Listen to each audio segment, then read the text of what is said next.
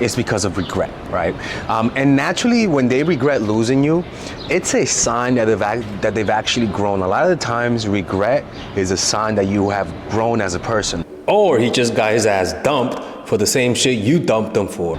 But the issue is that a lot of the time, once they grow and realize the mistakes of their ways, you're already over them, right? So it's kind of like, what's the point? You could have been the perfect girlfriend, but because this guy wasn't mature enough to handle a good woman, but because he didn't have the right emotional attachment, or because he hasn't healed from certain traumas, they realized the great woman that they lost once it's too late. That's why a lot of the times, as long as you do everything right, as long as you apply the strategies that I teach on this channel, if they don't like you, that's not your fault. It's on them. And if they don't realize your worth, you're not going to devalue your worth and staying with someone who doesn't realize your worth. But what will eventually happen is that they eventually end up realizing the errors of their mistakes. And by that time, you're already dating Tyrone, the personal trainer, and you're more than happy being with him. Another thing is that they're on the rebound. They're catching rebounds like they're Rodman. And when the guy's on the rebound, they usually come back to you like apologetic. They come back to you saying how they changed. They'll tell you everything you want to hear, all for you to take them back. All they want is some validation. And that's why if you're seeing someone and they're behaving in a way that you don't want them to, in a way that's hurting you, the longer you take to stand up for yourself and leave them, the longer it'll take for them to actually regret their actions and learn from them and hopefully come back in a healthy way. Because the longer you deal with the BS, the more tired you're gonna get. And when it gets to a point where you're so tired of it that you leave, you're not gonna go back to that person. But it'll be at that point when the person actually feels the mistakes that they've done. But by that point, regretting and changing is not gonna make a difference because now you already left. Give people a chance to come back by not burning yourself out and addressing negative situations that you're in with someone as soon as possible. And don't let it fester to the point where you say to yourself, you know what, I am done with this guy. Even though he's great for me, I've had it already. Don't get to that point. Get there a little sooner by nipping the situation at the bud before they get too big. One, it'll show the guy that you have standards, but also you'll give the guy enough time to change so that you don't burn yourself out. You know, I'm not putting anything on you, to be honest with you. What I'm saying is that if you like the guy, the longer you wait, the more tired you're gonna get of that situation and leave. But usually it's just a sign of growth, which is a good thing, but it's a hard pill to swallow because as guys, a lot of the times when you go back to women, a lot of the times they don't take you back, you know, and that's just life. So the second one is that they come back to you because they see you with another man. When they start seeing you, when they start noticing that another man is appreciating you, there's something called emotion contagion, right? Emotions can be contagious when we see other people experience joy, satisfaction, or excitement for something. And as a result, it can be evoked in us to have that similar reaction. When we see someone being happy with a certain partner, all of a sudden, we will feel that same feeling towards that partner sometimes, right? And that's where jealousy comes from. Where if we see somebody being happy traveling, then we will say, wow, if I travel, I'll be happy. Or if I'm with that dude that she's with, I'll be happy. And that social contagion, that emotional contagion of having the ability to feel what people feel towards something by just looking at them, causes a guy to value you more, or causes him to see the real worth in you and makes them want to come back to you. You acquire knowledge through observing what people celebrate and what people get happy for, and observing what causes people stress and what causes people to even have like an icky face for. So we see our parents and they eat certain fruits and vegetables, and we associate those foods as a positive thing for us. And so we imitate them and we eat it. And then when we observe that they don't like something or they dislike a certain someone, and so we learn to dislike it, for one, to get validated from them, to copy them, but also it's an unconscious way of learning through imitation, through our mirror neurons. And so we also learn what's attractive in our culture through the people's reactions, through the way people react to certain things. And so they see a man appreciating a certain type of woman, the more we see men going after a certain type of woman, a lot of the times we'll in turn become attracted to them, as long as they are symmetrical and as long as they are considered relatively to other women fertile, right? Those are some things that you just cannot change, people. You can't have a headless woman and be attractive. It's not fertile, you know. They start noticing another man treating you like a queen. A lot of the times they will get envious and jealous, and a lot of the times that's just their ego. And that's basically marketing 101, right? Have people, it's like when you watch those drug commercials where they say, if you take this drug, you could die of a heart attack, and then the spawn of Satan will come out of hell himself and bring you down to hell. And then as the person is saying that, you see some like lady playing with her baby and happy, all while they're saying some evil, apocalyptic type of stuff. The point is that whenever we see people smiling and happy at a situation, we will want that situation because we think if they're happy with it, we will be happy. But the world is a world of appearances, a world where you see it's not reality, where if people are happy using a computer, that don't mean they're really happy. It's called a fake smile. But we are so programmed to make judgments based on what people appear to be happy about. When we experience those things, we don't feel the same level of satisfaction, and we think that something's wrong with us. There's nothing wrong with you. You were just lied to. Those things were not gonna make you happy. That guy's not gonna make you happy. Okay, let's not. We're getting on a philosophical talk about mindfulness. If you want to learn more about this, I have a course. It's called Emotional Mastery. You could purchase it on the description down below. It's my new course that I just made. Anyways, let's continue with the video. And if you actually validate them and leave the guy that you're with for him, a lot of times that same guy who was jealous of you will all of a sudden lose interest, right? So it's one of those things that when a guy sees you with another man, your value just goes up in his mind. And that happened to me, where I went out with a girl, she was drop dead gorgeous, and when she came to visit me, everything was perfect, but she was one of those people who was like super clingy, right? And what happened after that is that I kind of like, when she left, I was kind of relieved. But then I started noticing some guy on her Facebook was like commenting on her photos, and she was responding to a lot of his posts. All of a sudden I got jealous, and that same interest that I was losing came up, right? So it's one of those things, like competition makes a man more sexually competitive. The next one is that your value raised during your absence. Too much circulation makes the price go down. The more you are seen and heard from, the more common you appear. If you are already established in a group, temporary withdrawal from it will make you more talked about, even more admired. You must learn when to leave, create value through scarcity. When you're not around is when your value naturally goes up. You pretty much have to let your unavailability do the dirty work for you. Think about it. When you fell in love the last time, you usually realized that when either one, they weren't around, okay? Or two, when you guys were making deep eye contact, but most likely you realized it by yourself.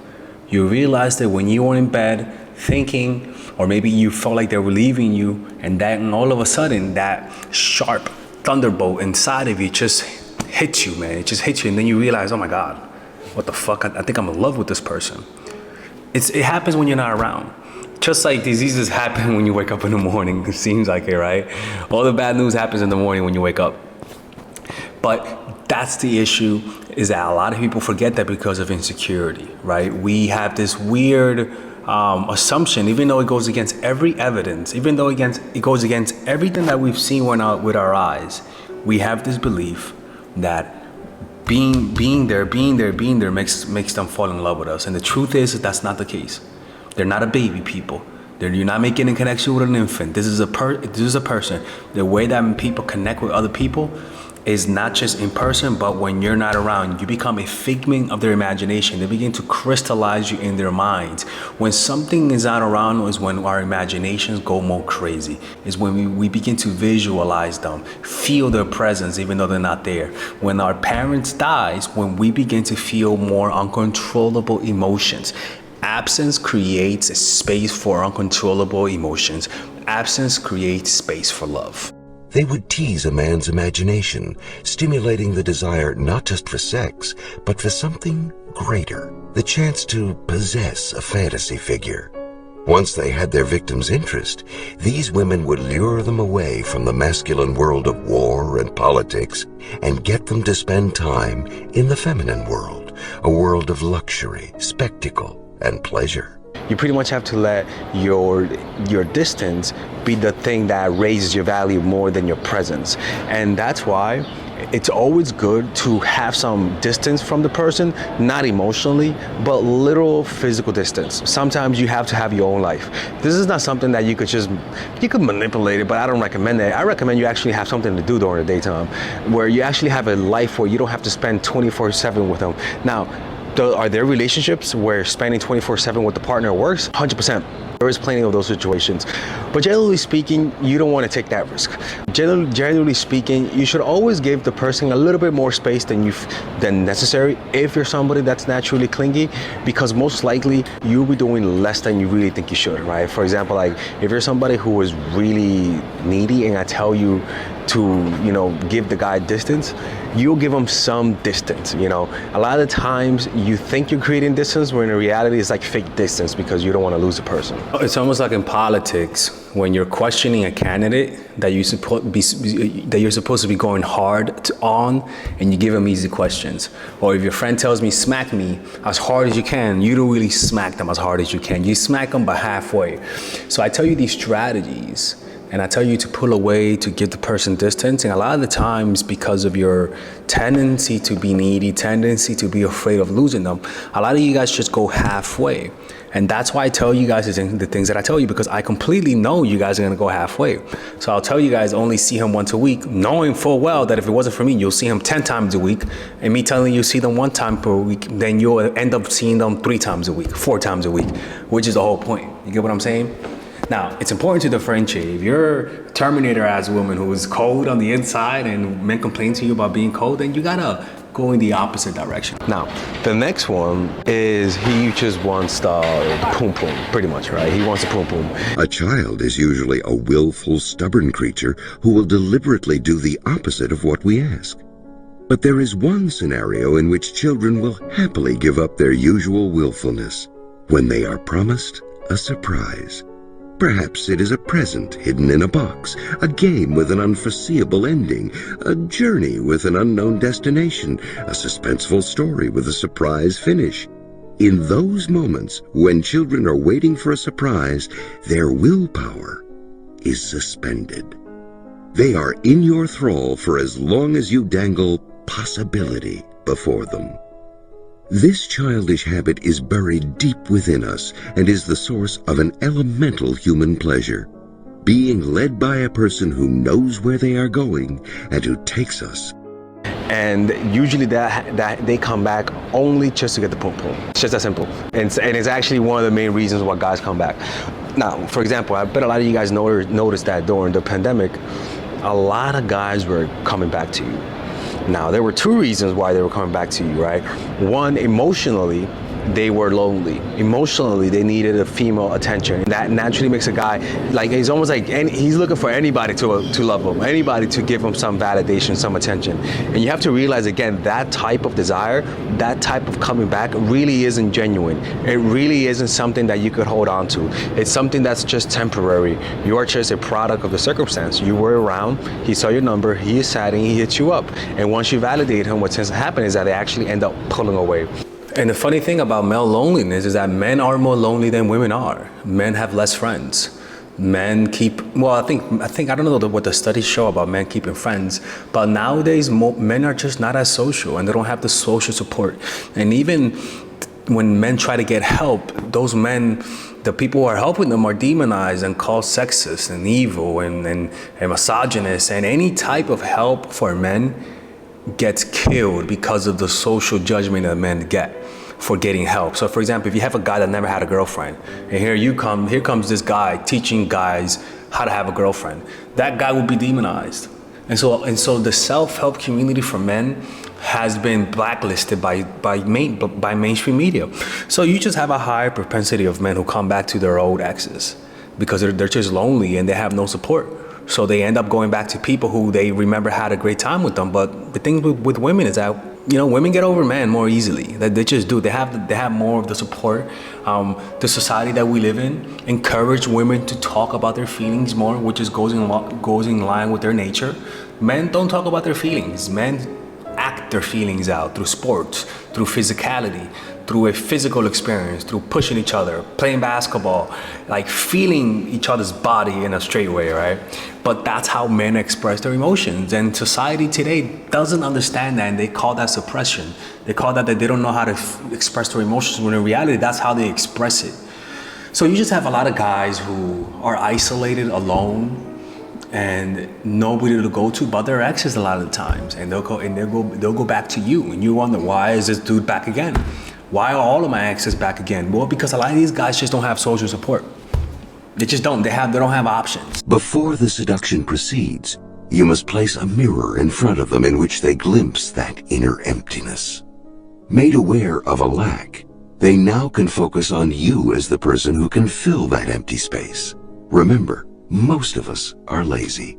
To relieve our feelings of boredom or inadequacy on our own takes too much effort. Letting someone else do the job is both easier and more exciting.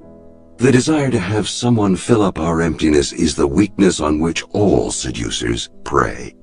Make people anxious about the future, make them depressed, make them question their identity, make them sense the boredom that gnaws at their life.